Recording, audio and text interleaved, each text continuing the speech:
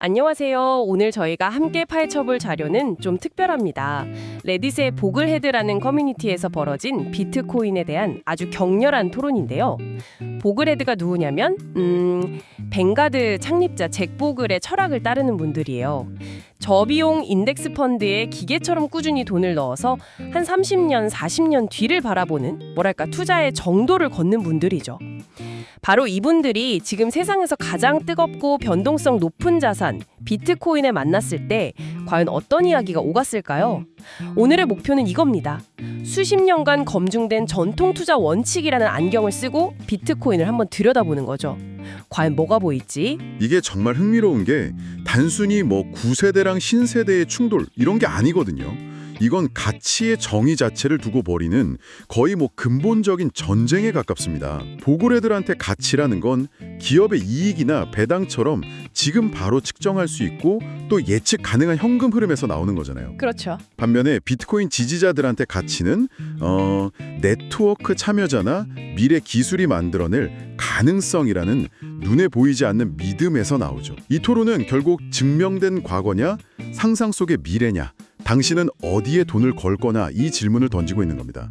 그 충돌 지점들을 한번 하나씩 따라가 보겠습니다. 좋습니다. 그럼 그 충돌의 첫 번째 지점부터 한번 파고들어보죠. 토론 시작부터 가장 근본적인 질문이 나오더라고요. 과연 비트코인은 투자 자산인가 아니면 그냥 100% 순수한 투기인가? 한 사용자가 올린 글이 많은 공감을 얻었는데 이렇게 쓰여 있었어요. 내 주식 포트폴리오는 내가 잠든 사이에도 전 세계 직원들이 일해서 돈을 벌어다 준다. 내 채권은 정부나 기업이 갚아야 할 빚이다. 그런데 내 비트코인은 뭘 하는가? 아무것도 하지 않는다. 바로 그 지점이 보글헤드들이 생각하는 투자와 투기의 결정적인 차이인 거죠. 투자는 그 자산 자체가 뭔가를 생산하거나 가치를 창출할 거라는 기대에 기반하잖아요. 공장이 돌아가고 특허로 돈을 벌고 이자를 낳고 뭐 이런 것처럼요. 하지만 이분들 관점에서 비트코인은 아무것도 생산하지 않아요. 수익을 내는 유일한 방법은 딱 하나. 내가 산 가격보다 더 비싼 가격에 사줄 다음 사람을 찾는 것. 그것뿐이죠. 바로 그 유명한 더 큰 바보 이론이군요. 네, 맞습니다. 내가 바보같이 비싼 값에 샀어도 나보다 더 큰 바보가 나타나서 더 비싸게 사주면 나는 돈을 번다. 그래서인지 토론 내내 튤립 광풍이나 비니베이비 인용 사태 얘기가 끊이질 않더라고요. 특히 한 사용자 댓글이 기억에 남는데 적어도 튤립이나 비니베이비는 광풍이 끝나도 손에 뭔가 남기라도 하지. 이 말이 비트코인의 그 비물질적인 본질을 딱 꼬집는 것 같아서 인상 깊었습니다. 정확합니다. 그 비유가 단순히 가격 거품만 지적하는 게 아니에요. 그 밑에 아무런 내재적 가치가 없다는 걸 지적하는 거죠. 튤립은 적어도 아름다움이라는 가치가 있고요. 비니베이비는 아이들에게 기쁨을 줬습니다. 하지만 비트코인 가격이 0이 된다면 뭐가 남는가? 보글헤드들의 대답은 아무것도 없다. 이겁니다. 가격의 기반이 오로지 시장 참여자들의 집단적인 믿음, 즉 심리에만 의존하고 있다는 거죠. 이건 그들이 평생 피해온 투자의 형태와 정확히 일치하는 거고요. 그렇게 비트코인이 전통적인 투자 자산이 아니다. 이렇게 결론이 나니까 대화가 자연스럽게 다음 질문으로 넘어가더라고요. 좋아, 투자가 아니라고 치자. 그럼 도대체 비트코인의 정체는 무엇인가? 한 사용자가 던진 이 질문이 정말 날카로웠어요. 비트코인은 1. 화폐 2. 가치 저장 수단 3. 투자 자산 중 하나여야 한다. 이 셋 모두가 될 수는 없다. 그런데 이 셋 중 어느 하나도 제대로 해내지 못하고 있다. 그 질문이 문의 핵심을 그냥 꿰톤 거죠. 각각의 정체성에 대해서 커뮤니티가 얼마나 냉정한 잣대를 들이댔는지 이걸 보는 게 중요합니다. 먼저 화폐라는 주장은 거의 뭐 즉시 기각되는 분위기였어요. 화폐의 가장 중요한 기능이 교환의 매개인데 현실에서 비트코인으로 커피 사 마시는 사람 거의 없잖아요. 오히려 다들 가격 오르기만 바라면서 금고에 넣어두기만 하니까 화폐는 쓰라고 있는 것이지 쌓아두라고 있는 게 아니다. 이런 지적이 있었습니다. 그렇죠. 그럼 디지털 금이라고도 불리는 가치 저장 수단이라는 주자는 어땠나요? 이건 꽤 설득력이 있게 들리는데요. 바로 그 지점에서 가장 격렬한 반박이 나왔습니다. 한 사용자가 이렇게 일갈하더라고요. 2달 만에 가치가 50%씩 사라지는 자산을 대체 어떻게 가치 저장 수단이라고 부를 수 있는가? 이건 보글헤드들한테는 정말 상식 밖의 이야기인 거예요. 그분들한테 가치 저장이란 건 변동성을 최소화하는 걸 의미하니까요. 여기서 저 재미있는 점은 그분들은 비트코인뿐만 아니라 금도 좋은 투자 자산은 아니라고 본다는 겁니다. 금 역시 현금 흐름을 창출하지 않기 때문이죠. 아, 그 지점이 흥미롭네요. 그러니까 보글헤드들은 가치 저장 수단이라는 개념 자체에 대해서 아주 엄격한 기준을 갖고 있는 거군요. 그냥 가격이 오른다고 인정해 주는 게 아니고요. 그렇습니다. 더 나아가서 이분들은 비트코인 지지자들이 내세우는 기술적 장점들, 그러니까 희소성이나 보안성 같은 것들에도 의문을 제기해요. 예를 들어서 2100만 개 한정이라는 희소성은 절대적이지 않다는 거죠. 한 개발자 출신 사용자가 개발자랑 채굴자들이 합의하면 코드를 바꿔서 총량을 늘릴 수 있다. 이걸 포크라고 부른다. 이렇게 말했어요. 이미 수많은 아류 코인들이 증명하듯이 희소성은 그냥 아이디어일 뿐 기술적으로는 무한정 복제 가능하다. 이렇게 지적했습니다. 보안에 대한 지적도 마찬가지였고요.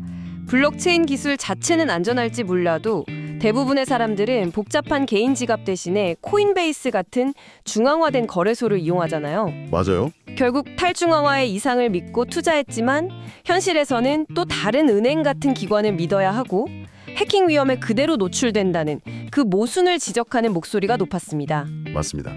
이 토론을 꿰뚫는 하나의 시각이 바로 이론과 현실의 괴리입니다. 비트코인 백서에 적힌 그런 이상적인 이론들이 현실 세계의 복잡성 그리고 인간의 탐욕을 만나면서 전혀 다른 방식으로 작동하거나 의미가 퇴색된다는 것. 이게 보글헤드들이 내린 중간 결론에 가깝습니다. 자, 근데 여기서부터 논의가 좀 더 어두운 방향으로 흘러가요. 저도 보고 좀 충격을 받았던 통계가 등장하는데 바로 부의 집중 문제입니다. 한 사용자가 제시한 자료를 보니까 상위 약 2,000개 주소가 전체 비트코인의 40%를 소유하고 있대요. 네, 40%요? 반면에 전체 지갑의 절반이 넘는 55%에는 360달러? 우리 돈으로 한 50만 원도 채 안 들어 있고요. 이게 어떻게 탈중앙화된 금융의 모습일 수 있는 거죠? 들이 마음만 먹으면 언제든 가격을 폭락시키거나 인위적으로 펌핑할 수 있다는 뜻이거든요. 한 사용자가 S&P 500 지수랑 비교한 분석이 아주 인상적이었습니다. S&P 500에서 제일 큰 회사인 애플 시총이 하루아침에 0이 돼도 지수는 한 6-7% 하락할 뿐이다. 시장 전체가 한두 주체에 의해 좌우되지 않는다. 하지만 비트코인은 상위 고래 몇몇의 결정에 시장 전체가 인질로 잡혀있는 것과 같다. 물론 여기에 대한 반론도 나오긴 했어요. 그 상위 지갑 중에 상당수는 코인베이스나 로빈후드 같은 거래소가 고객 자산을 보관하는 콜드월렛이다. 혹은 오래전에 비밀번호를 잃어버려서 사실상 유통되지 않는 유령 지갑일 수 있다. 이런 주장이었죠. 네, 그건 타당한 지적이고 토론에서도 충분히 고려됐습니다. 하지만 중요한 건 그 점을 감안하더라도 비트코인의 소유 구조가 극도로 중앙화되어 있다는 사실 자체는 변하지 않는다는 거예요. 설령 그 주장의 절반이 맞다고 쳐도 여전히 극소수가 시장을 흔들 수 있는 힘을 가졌다는 본질은 그대로죠. 예측 불가능한 고래 움직임에 내 전 재산을 맡겨야 하는 상황. 이건 예측 가능성과 안정성을 최우선으로 여기는 보글헤드들의 투자 철학하고 정면으로 배치되는 구조적 결함인 셈입니다. 이런 구조적 결함에 대한 이야기와 더불어서 커뮤니티 안에 팽배한 불신, 그리고 숨겨진 위험들에 대한 경고가 쏟아지기 시작했습니다. 암호화폐 세계는 99%의 사기와 1%의 희망으로 이루어져 있다. 이런 식의 냉소적인 반응이 많았고요. 특히 NFT 열풍을 두고 한 사람은 이렇게 말하더라고요. 러그풀, 그러니까 개발자가 투자금 들고 사라지는 사기가 끝나고 순진한 사람들이 돈을 다 잃었다. 자, 이제 다음 사기가 시작될 시간이다. 그런 일반적인 불신을 넘어서 보글헤드들이 주목한 건 훨씬 더 구체적이고 기술적인 시스템 리스크 두 가지였습니다. 첫 번째가 바로 테더의 USDT의 유동성 위기 가능성입니다. 잠깐만요. 스테이블 코인이면 이름 그대로 안정적인 코인 아닌가요? 1달러의 가치가 고정돼 있어서 암호화폐 시장의 안전지대처럼 여겨지잖아요. 보수적인 투자자들조차 우려할 만한 구체적인 위험 신호가 그 토론에서 언급됐나요? 바로 그 점 때문에 더 위험하다고 본 겁니다. 한 사용자라 제기한 의혹은 이거예요. 테더는 자기들이 발행한 USDT랑 똑같은 액수의 실제 달러를 은행에 보유하고 있다고 주장하지만 단 한 번도 공신력 있는 기관의 완전한 회계 감사를 받은 적이 없다는 겁니다. 즉, 실제 보유한 달러보다 훨씬 많은 테더를 허공에서 찍어내서 그 돈으로 비트코인 가격을 인위적으로 부양하고 있을 수 있다는 의혹이죠. 만약 어떤 사건을 계기로 많은 사람들이 동시에 테더를 실제 달러로 바꾸려고 할 때 테더 측의 돈이 부족하다면 암호화폐 시장의 기축통화 역할을 하는 테더의 신뢰가 무너지는 순간 시장 전체가 연쇄적으로 붕괴할 수 있다는 시나리오입니다. 와, 상상만 해도 끔찍하네요. 시장의 기반이 사실은 모래성일 수도 있다는 이야기군요.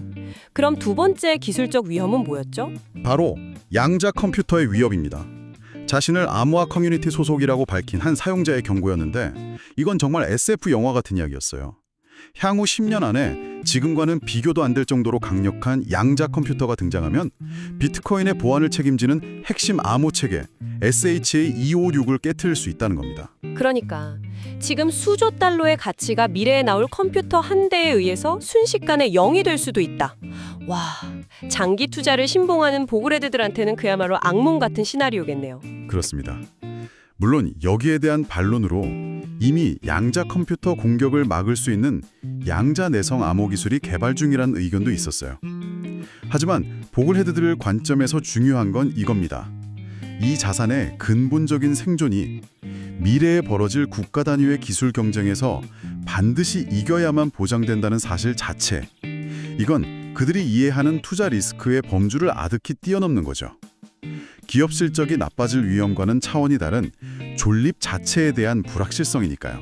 네, 오늘 살펴본 보그레드 커뮤니티의 토론을 종합해보면 그들의 눈에 비친 비트코인은 내재 가치와 현금 흐름이 없고 극심한 변동성과 불투명한 소유 구조를 가졌고 또 오직 심리에 의해서만 움직이는 투기적 자산이었습니다.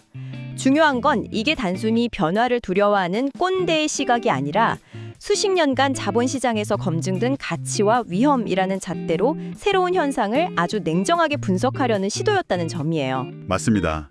그 분석이 차갑고 때로는 야속하게 들릴 수도 있지만 그 밑바탕에는 시장과 평범한 투자자들을 보호하려는 철학이 깔려 있는 거죠. 토론 중에 나왔던 한 사용자의 개인적인 이야기가 계속 마음에 남아요. 수십 년간 성실하게 가위질을 해온 자기 이발사분이 은퇴 자금을 전부 실체 없는 암호화폐에 넣는 모습을 보면서 너무 안타까웠다는 이야기였는데요. 이 논쟁이 단순히 기술이나 금융 담론을 넘어서 우리 주변 평범한 사람들의 삶과 미래가 걸린 문제라는 걸 다시 한번 생각하게 했습니다. 마지막으로 청취자 여러분이 스스로 생각해 볼 만한 질문을 하나 던지면서 마무리하고 싶습니다. 자료에서 한 사용자는 이런 아쉬움을 토로했어요. 나는 비트코인이 원래 의도했던 대로, 즉 정부 통제에서 벗어난 새로운 화폐로 사용되기를 진심으로 바랐다. 하지만 사람들은 이걸 그저 빠르게 부자가 될 수 있는 복권처럼 취급해버렸다. 여기서 비롯된 질문입니다. 어쩌면 어떤 기술의 운명은 그것을 만든 사람의 숭고한 의도가 아니라 그것을 처음 받아들인 대중의 가장 원초적인 욕망에 의해 결정되는 것은 아닐까요? 비트코인을 둘러싼 지금의 이 투기적 광풍이 이 기술이 원래 가졌을지도 모르는 다른 무한한 가능성들을 영원히 닫아버린 것은 아닐까요? 한 번쯤 고민해 볼 만한 질문인 것 같습니다.